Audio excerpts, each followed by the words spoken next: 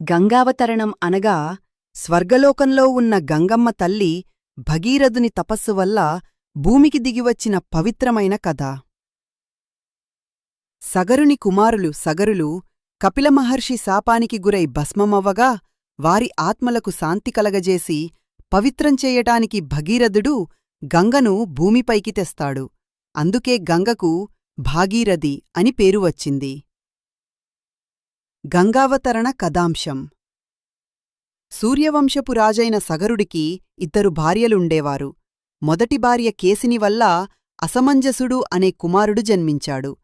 రెండవ భార్య సుమతికి కలిగిన పిండాన్ని 60,000 నెయ్యి కుండలలో భద్రపరచడం ద్వారా ఇప్పటి ఇంక్యుబేషన్ పద్ధతిలా 60,000 మంది కుమారులు కలిగారు. వీరినే సగరులు అని పిలిచేవారు. సగరుడి పెద్ద కొడుకైన అసమంజసుడు పుట్టుకతోనే చాలా క్రూరమైన బుద్ధి కలిగినవాడు. తనతతో ఆడుకోవడానికి వచ్చే చిన్నపిల్లలను సరయూ నదిలోకి విసిరేసేవాడు. ఆ పిల్లలు నీటిలో మునుగుతూ ప్రాణాలకోసం కొట్టుకుంటుంటే చూసి అతను రాక్షసానందం పొందేవాడు. రాకుమారుడు అనే భయంతో ప్రజలు చాలా కాలం వరకు ఈ విషయాన్ని రాజుకు చెప్పలేక మౌనంగా భరించారు. అసమంజసుడు పెద్దవాడవుతున్నా అతని ప్రవర్తనలో ఎలాంటి మార్పు రాకపోగా ఆగడాలు మరీ ఎక్కువయ్యాయి. దాంతో భరించలేని ప్రజలందరూ కలిసి చివరకు సగడమహారాజుకు ఫిర్యాదు చేశారు. తన కొడుకు చేస్తున్న అకృత్యాలు తెలుసుకున్న సగరుడు ఎంతగానో చలించిపోయాడు. సొంత కొడుకు అనే మమకారం కంటే ప్రజారక్షణే ముఖ్యమని భావించిన సగరుడు ఏమాత్రం వెనుకాడకుండా అసమంజసుడికి రాజ్యబహిష్కార శిక్ష విధించాడు.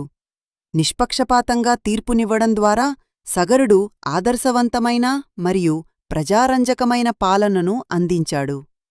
సగర చక్రవర్తి తన రాజ్య విస్తరణ కోసం మహర్షుల అనుమతితో అశ్వమేధయాగాన్ని ప్రారంభించాడు. తనకున్న 60,000 మంది కుమారులే ఒక గొప్ప సైన్యంలా అనిపించడంతో యాగాశ్వానికి రక్షణగా వారిని పంపించి తాను యాగదీక్షలో నిమగ్నమయ్యాడు. అయితే ఈ యాగపుణ్యఫలంతో సగరుడు తన ఇంద్రపదవికి పోటీ వస్తాడేమోనని భయపడిన ఇంద్రుడు యాగాన్ని భగ్నం చేయటానికి ఆ గుర్రాన్ని తీసుకెళ్లి పాతాళంలో ఉన్న కపిలమహర్షి ఆశ్రమంలో దాచిపెట్టాడు. గుర్రం కనిపించకపోవడంతో సగరుని కుమారులు భూమండలమంతా గాలించారు. తండ్రి ఆదేశం మేరకు పాతాళంలో వెతకడం కోసం భూమిని విపరీతంగా తవ్వారు. వారి చర్యల వల్ల భూదేవి ఎంతో వేదనకు గురైంది. నీరుచేరి సగరుల పేరుమీద సాగరంగా మారింది. చివరకు పాతాళంలో కపిలమహర్షి ఆశ్రమంలో యాగాశ్వం కనిపించడంతో ఆ మహర్షయే గుర్రాన్ని దొంగిలించాడని భావించి కోపంతో ఆయనపైకి దాడికి వెళ్లారు. సగరుల అరుపులకు కపిలమహర్షి తన ధ్యానం నుండి మేల్కొన్నారు. ఆగ్రహంతో ఆయన ఒక్కసారిగా హుంకారం చేయగా ఆ మహర్షి తపోగ్నికి 60,000 మంది సగరపుత్రులు అక్కడికక్కడే భస్మమై బూడిదకుప్పలుగా మారిపోయారు. సగరుని పుత్రులు ఎంతకీ తిరిగిరాకపోవడంతో యాగం పూర్తికాక ఆందోళన చెందుతున్న సగరుని ఆదేశం మేరకు మనవడైన అంశుమంతుడు వెతకడం ప్రారంభించాడు. పాతాళంలోని కపిలమహర్షి ఆశ్రమానికి చేరుకున్న అంశుమంతుడు అక్కడ ఉన్న యాగాశ్వాన్ని గుర్తించి మహర్షికి భక్తితో నమస్కరించాడు. కపిలమహర్షి అనుజ్ఞతో గుర్రాన్ని తీసుకున్నాడు.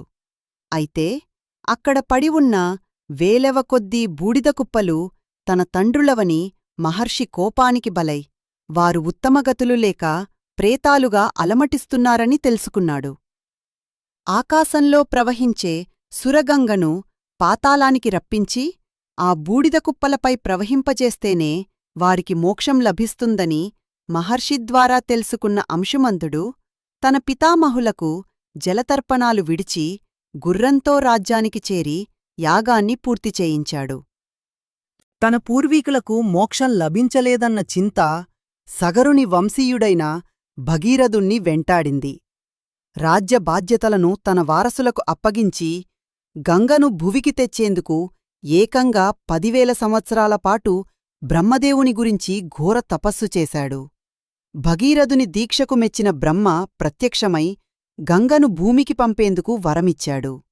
గంగాదేవి ప్రత్యక్షమై తాను రావడానికి సిద్ధమేనని, కాని ఆకాశం నుండి తాను పడే వేగానికి భూమి బద్దలవుతుందని, తన ఉద్ధృతిని భరించగలిగే నాతుడు ఎవరని ప్రశ్నిస్తూ చిరునవ్వుతో అదృశ్యమైంది. దీనితో భగీరథుడు గంగను భరించగలిగే శక్తికోసం మళ్ళీ 10,000 సంవత్సరాలు బ్రహ్మ గురించి తపస్సు చెయ్యగా, బ్రహ్మ ప్రత్యక్షమై ఆకాశగంగ అహాన్ని అదుపుచేసి ఆమె వేగాన్ని భరించగలిగేవాడు ఆ ముక్కంటి ఒక్కడేనని చెప్పాడు. భగీరథుడు పట్టువదలకుండా మరో 10,000 సంవత్సరాలు పరమశివుని గురించి ఘోర తపస్సు చేశాడు. భగీరథుని భక్తికి మెచ్చిన శివుడు గంగ తన తలపైకి దూకవచ్చని అనుమతించాడు. గంగమాత్రం తన వేగంతో శివుణ్ణి కూడా పాతాళానికి తొక్కేయాలన్న అహంకారంతో ఉత్తుంగ తరంగాలు, జలచరాలతో కూడిన మహావేగంతో శివునిపైకి ఉరికింది. భవుడు ఆమె గర్వాన్ని గమనించి తన జటలను విప్పి ఆ గంగనంతా తన జుట్టులోనే బంధించాడు. 1000 సంవత్సరాలు గడిచినా గంగ శివుని జటల్లోనే తిరుగుతూ ఉండిపోయింది. కాని భూమిపై ఒక్క చుక్క కూడా పడలేదు. తన ప్రయత్నం వృధా అవుతుండటం చూసిన భగీరథుడు గంగను విడవమని మళ్లీ శివుణ్ణి ప్రార్థించాడు. భక్తవశంకరుడైన శివుడు కరుణించి గంగను ఒక చిన్న పాయగా తన జటల నుండి విడిచాడు. గంగ ధరిత్రిని తాకగానే భగీరథుడు ఆమెను స్తుతించాడు. గంగ ఒక నిబంధన పెట్టింది. తాను భగీరథుని వెనుక వస్తుంటే అతను వెనుతిరిగి చూడకూడదు. ఆనందంతో భగీరథుడు ముందుకు సాగగా గంగ ఉద్ధృతంగా అతడిని అనుసరించింది.